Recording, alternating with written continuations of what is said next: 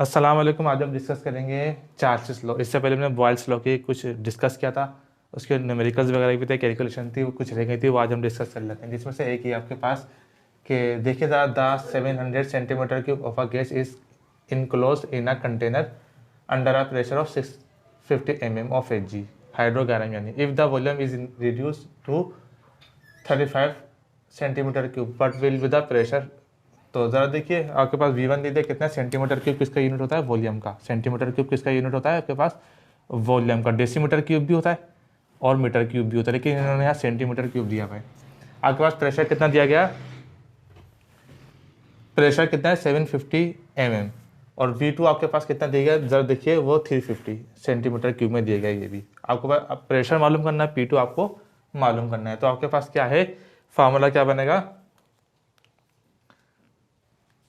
तो फार्मूला क्या बनेगा, P1 V1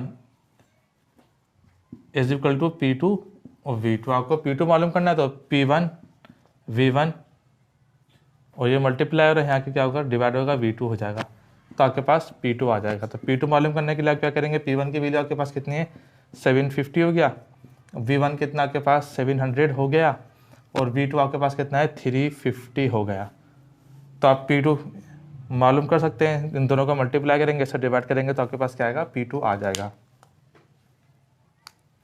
अब जो आपके पास अगला लॉ है वो कौन सा लॉ है, चार्ल्स लॉ या चार्ल्स लॉ। 1787 में फ्रेंच साइंटिस्ट है जे चार्ल्स, उन्होंने अपना लॉ पेश किया था। वो क्या था कि volume of a gas directly proportional to the temperature, यानी अगर हम किसी गैस का वॉल्यूम बढ़ाते जाएंगे तो उसका टेम्परेचर भी क्या होगा, इंक्रीज होता जाएगा। किसी गैस का वॉल्यूम बढ़ाते जाएंगे तो क्या होगा, उसका टेम्परेचर भी इंक्रीज होगा। इसको हम कहते हैं डायरेक्टली प्रोपोर्शनल।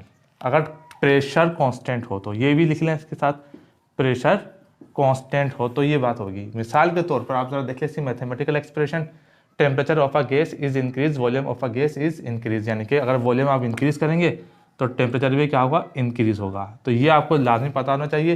ये किसका साइन है, प्रोपोर्शनलिटी का साइन है, प्रोपोर्शनलिटी का साइन, तनासुब का। तो किसके बराबर होता है, के के बराबर होता है। के किसके बराबर होता है, 1 के बराबर होता है। तो V is equal to KT भी हो सकता है और V directly proportional to T भी हो सकता है।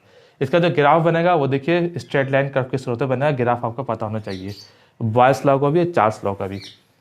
अब जरा देखिए आपके पास, ये आपके पास कंडीशन क्या है, V is equal to KT है, V is equal to K multiply T। इसको इस तरीके से कह सकते हैं। तो क्या होगा आपके पास, मल्टीप्लाई आ रहा है तो यहाँ के क्या होगा, डिवाइड हो जाएगा, V/T is equal to K हो जाएगा।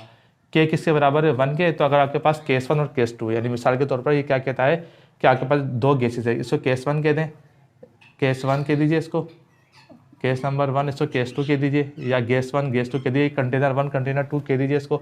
कंटेनर 1 में गैस है, उसका टेम्परेचर कितना है 300 डिग्री सेंटीग्रेड है, और प्रेशर क्या है, इसका कॉन्स्टेंट है। अब जरा देखिए इसमें कितना है, 300 से 400 के दरमियान जो होगा, केस 2 के मुताबिक या कंटेनर 2 के मुताबिक आपने इसको टेम्परेचर दिया तो क्या होगा, वॉल्यूम इंक्रीज कर जाएगा। यहाँ 300 से 400 के दरमियान था, यहाँ कितना 600 तक हो जाएगा टेम्परेचर इंक्रीज करने पर। तो क्या होगा, टेम्परेचर इंक्रीज करने पर क्या हो गया, वॉल्यूम बढ़ा। तो टेम्परेचर इंक्रीज करने पर क्या होता है, वॉल्यूम बढ़ता है। यही हमारे पास बॉयल्स लॉ कहता है। तो अब जरा देखिए इस तरह V1/T, अगर दो कंटेनर हैं या दो गैसेस हैं तो V1/T1 हो जाएगा। अगर इस तरीके से देखिए V1/T1, और इसको कहते हैं आप इक्वेशन 1 के दिए या केस 1 के दिए, और दूसरी गैस है आपके पास में क्या होगा, इक्वेशन 2 हो जाएगा, V2/T2 होगा। तो V1 और T1 एक दूसरे के बराबर होते हैं, तो इसको इस तरीके से ले सकते हैं आप, V1/T1 is equal to V2/T2। तो ये आपके पास चार्ल्स लॉ की डेरिवेशन आ जाएगी किस्म की, उसका फार्मूला भी कह सकते हैं। इसके मुताबिक अब हम क्या करेंगे, आगे के सवालात वगैरह, कुछ कैलकुलेशन वगैरह है वो सॉल्व करेंगे। तो ये चार्ल्स लॉ आपको पढ़ना है, इसको याद करना है, और इसका फार्मूला डेरिवेशन वगैरह भी आपको याद करनी है।